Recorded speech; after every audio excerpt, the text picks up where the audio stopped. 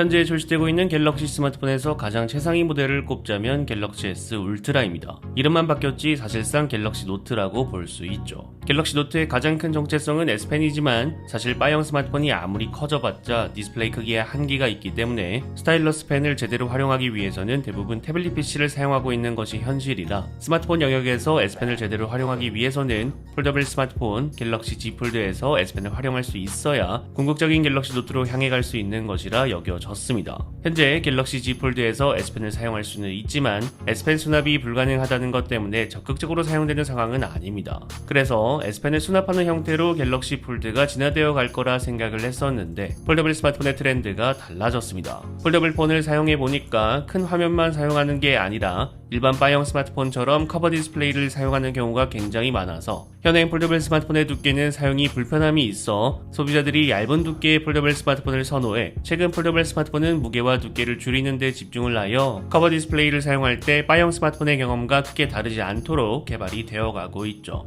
그렇기 때문에 S펜 수납은 당분간은 기대하기 힘들 것으로 보이는데 갤럭시 Z 폴드 7은 S펜을 아예 희생할 수도 있습니다. 새 모바일의 보도에 따르면 갤럭시 Z 폴드 7은 S펜 기능을 희생할 것이라고 합니다. 보도 내용에 따르면 갤럭시 Z 폴드 7은 현재까지 출시된 폴드 시리즈 중에서 역대 가장 얇은 두께를 가질 것으로 기대됩니다. 하지만 그 과정에서 희생은 있을 것으로 보입니다. 폴드 7에서 S펜의 사용 경험을 다운그레이드하여 역대 가장 얇은 폴드로 만들 계획이라고 합니다. 하지만 어떤 식으로 S펜의 사용 경험을 다운그레이드할지는 밝혀지지 않았습니다. 아예 S펜 기능을 빼버릴지 아니면 애플 펜슬과 동일한 AES 방식의 새로운 S펜을 폴드 전용으로 출시하여 S펜 지원을 이어나갈지 모르겠지만 먼저 출시된 갤럭시 폴드를 통해 예상해 볼 수는 있습니다. 지난해 10월에 출시된 갤럭시 Z 폴드 스페셜 에디션은 S펜을 지원하는 디지타이저를 빼서 펼쳤을 때 4.9mm의 두께를 만들어냈습니다. S펜을 희생하면서 얇은 두께를 만들어낸 거죠. 폴드 7이 동일한 방식으로 S펜을 희생할지는 확실치 않지만